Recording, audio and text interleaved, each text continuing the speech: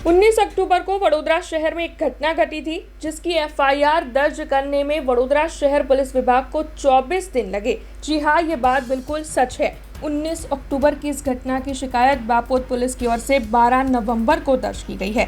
जो जानकारी है उसके मुताबिक ढोंगी साधुओं की ओर से एक व्यापारी को हिप्नोटाइज कर उसके गहने चोरी कर लिए गए हैं। व्यापारी की सोने की चेन और अंगूठी उतरवा ली गई इन ढोंगी साधुओं की ओर से, और वो भी आजवा रोड कमला नगर के पास व्यापारी को हिप्नोटाइज करके। अब आपको बता दें कि ये जो ढोंगी साधुओं की टोली थी, 3 साधु थे ऐसे ढोंगी, उन्होंने व्यापारी को ठगा और सोना लेकर फरार हो गए। इस घटना को लेकर शिकायत दर्ज करवाने के लिए ये जो व्यापारी है वो काफी वक्त से पुलिस थाने पहुंच रहे थे। तब कई पेशकश के बाद पुलिस की ओर से आखिरकार 24 दिनों के बाद इस मामले की शिकायत दर्ज करवाई गई है। तब इस मामले को लेकर शिकायतकर्ता व्यापारी सुरेश राणा और उनके बेटे देवेंद्र राणा ने ज्यादा जानकारी दी है। અમારો સૌજન્ય ટાઉનશીપમાં G105 નંબરનું મકાન છે અમારો ફટાકડાનો સ્ટોલ HDFC બેંક પાસે લાગેલો હતો। હવે તે દિવસે કંઈક પપ્પા જમવા આવ્યા, મેં જમવા આવ્યો ને પપ્પા ત્યાં આગળ દુકાને ઊભેલા। તે ટાઈમે કંઈક નાગા બાવા આવેલા અને એમની જોડતી આવતી અછોડોને વીંટી કઢાઈને લઈ ગયા। હવે એમને જ્યારે રિટર્ન આવ્યા ત્યારે મને કીધું કે દેવેન્દ્ર ફટાફટ આપણે ભાગવું પડશે, પેલો ગાડીમાં માર્યો આવશે, અછોડોને વીંટી લઈને ભાગી ગયા છે। એટલે અમે એનો પીછો કરતા માટે ત્યાં આગળ ગયા। ત્યાં આગળ કોઈ ગાડી મળી નહીં અમને ને ગાડી રિટર્ન હાઈવે તરફ નીકળી ગઈ। ફરિયાદ અમારી 19 તારીખની આસપાસ લખાવેલી છે, પણ પાકી એફઆઈઆર અમારી આજે સવારે નોંધણી થઈ છે। હવે એમાં કંઈક એમને ડિટેલ્સ મળી નહીં, કાં તો કંઈક એમનાથી અરજી ખોવાઈ ગઈ કે એનું શું હશે એના વિશે પૂરો આઈડિયા નથી। પણ અમને જાણ થઈ કે ભાઈ તમારે પાકી એફઆઈઆર લખવા માટે ઓનલાઈન આવવું પડશે, એટલે પછી ઓનલાઈન કરી અને પછી પાકી એફઆઈઆર આજે નોંધણી થઈ। હવે પીઆઈ સાહેબે કીધું છે કે અમે તપાસ કરીએ છીએ। એમાં એક 16માં અમદાવાદ 16માં પણ કંઈક આ રીતની જ મેટર છે, સેમ મેટર જ છે। એ તારીખ કંઈક દિવાળીના બીજા દિવસની છે। એટલે ત્યાંની મેટર અને અહીંયાની મેટર બે સાથે સોલ્વ કરીને જોઈએ છે કે આમાં બંનેને જો સરખું લાગતું હોય તો પછી આપણે કેસ થોડોક વહેલો ઉત્પન્ન એ થઈ એવું છે।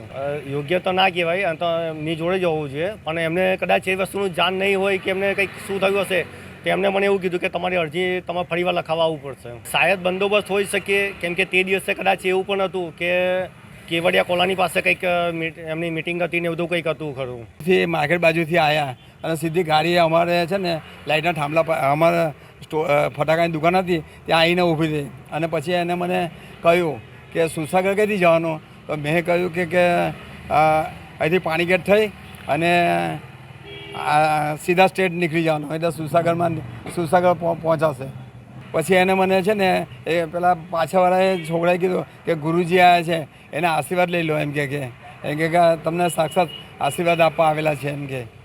તો પછી એને બારીમાં મને બોલાવ્યા, બારીની અંદર, અને પછી એને આશીર્વાદ આપ્યા।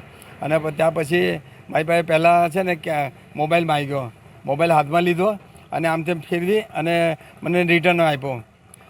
પછી ત્યાં પછી ચશ્મા માંગ્યા, એ કે ચશ્મા દેખાવ, તો ચશ્મા કાઢીને આપ્યા, તેમ તેમ ફરીને પછી પાછા મને રિટર્ન આપ્યો।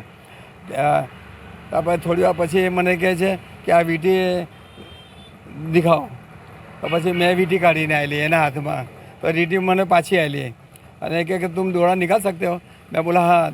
પછી દોડો કાઢીને આવેલો, પછી વીંટી પણ માંગી લીધી અને આમ તેમ કરીએ અને પછી એને કંઈ વજન જેવું જોયું અને પછી કે થોડે આગે જાકે मैं वापस आता हूँ એમ કે દેતા હું।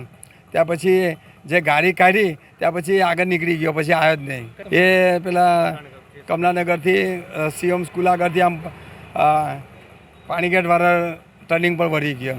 એ 19 તારીખે રવિવાર હતો અને 3:30 થી 4ના ગાળામાં આવું બન્યું। હા, એ દિવસે 5 વાગે નોંધાઈ હતી। તરત જ અમે સુસાગરથી આવ્યા, એ વખતે અમે પોલીસ ચોકીમાં ગયા હતા।